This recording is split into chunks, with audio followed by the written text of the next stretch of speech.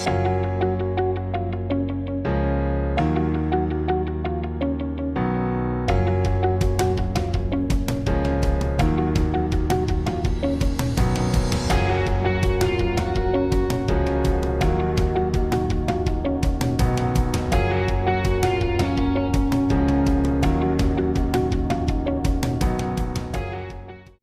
guys, welcome to Doc Holley Talks, and today's topic is about the second phase or the second stage of functioning that I've been talking about, which is stability, as compared to being stuck in survival mode or being in a growth mode at this point in the pandemic life that we are all leading.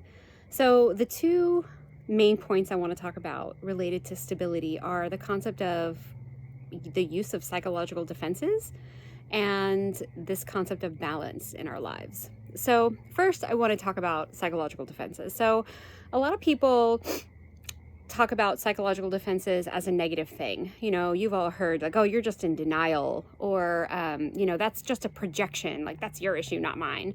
And I could certainly talk about each one of those what we would call more maladaptive uses of psychological defenses. I mean, I could do a video on each of them. So if you guys would like to learn about one of them in particular, just let me know. But what I want to talk about today is the healthy and effective use of psychological defenses. So I like to tell people that our psyche has psychological defenses for a very good reason. So if we did not have denial, for example, as a coping technique, then we would not be able to function. If I was aware of every bad thing that was happening every moment of the day, everywhere on this planet, I would fall apart. I mean, I would not be able to function. I would not be able to get out of bed. I would not be able to take care of my children. I would not be able to have love in my life. Like, I literally would not be able to function. And the same is true for you. So yes, the use of denial as one example, if it is getting in the way of your functioning, if it is, like if you have an addiction and you are in denial about that, and your addiction is getting in the way of your ability to function, or it's making you, lose relationships and jobs and your health and your life, then yeah, that denial is a huge problem. But if you are in the midst of a pandemic and, everything is falling down around you, you must utilize denial for certain moments of your day and for certain problems. Now, I know that I'm maybe going to get some backlash from this, because that is the last thing. We should not all be in denial about what is happening. But there are ways in which being able to be in denial for moments means that you are able to forget about the pain. You are able to forget about the bad things that are happening to other people and to our society and to our planet for the amount of time that you need in order to make some breakfast, get out of bed, have a conversation with your spouse, play a game with your child, go for a run. Like, these are essential survival skills for us, is to be able to have these things. And we cannot have these things if we aren't able to be in denial mode for some periods of time in our life. So that's a good example of a healthy use of psychological defense. Other ones that we consider really healthy defenses in general are things like humor. So I know there have been some memes and jokes going around out there that have been kind of insensitive, and so be very careful about your humor. But having a sense of humor for yourself, with yourself, in a way that doesn't harm others or isn't insulting to others, is a really healthy thing to do. It helps us release tension. It helps us not take ourselves too seriously. It really, really is a healthy coping skill for the most part. Sublimation is another really healthy coping technique that we might use in stability mode.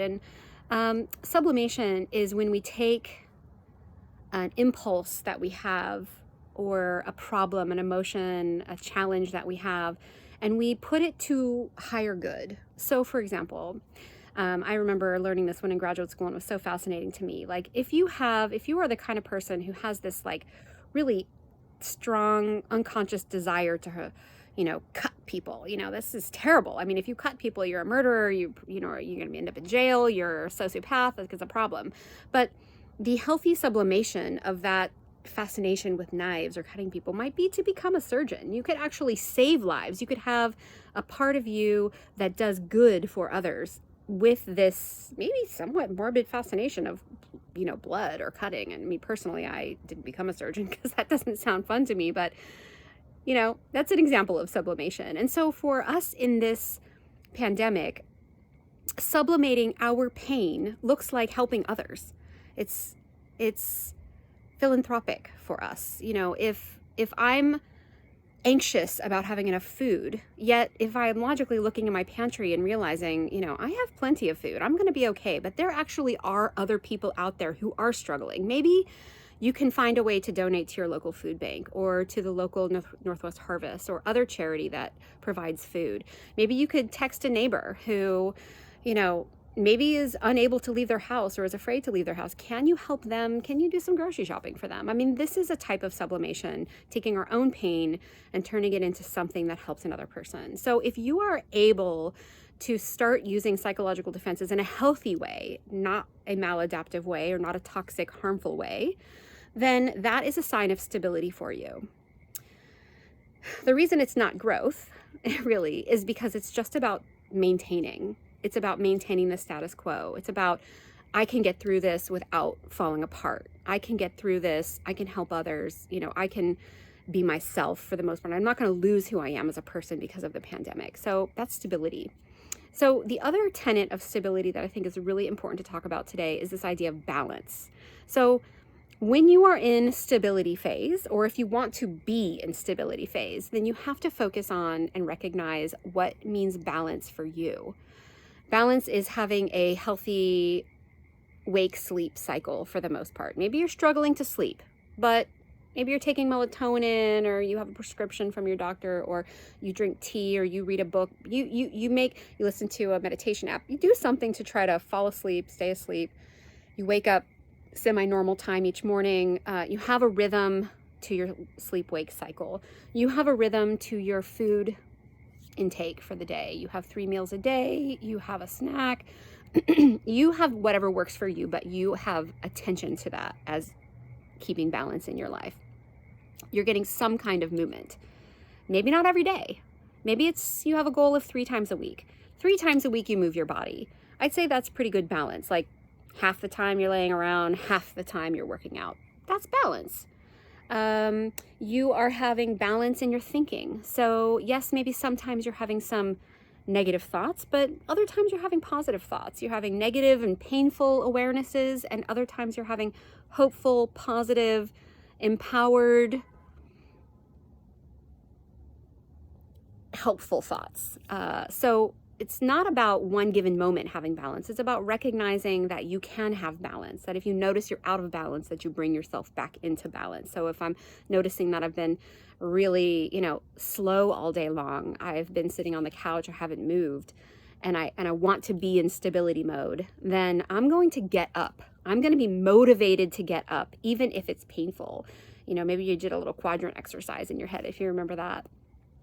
But keeping balance in your activities, keeping balance in your mood, keeping balance in your thinking, keeping balance in your habits with yourself. Those are all really important. If you are stuck in survival mode, like I talked about yesterday, then the one way to get yourself into balance is what we call behavioral activation in the field.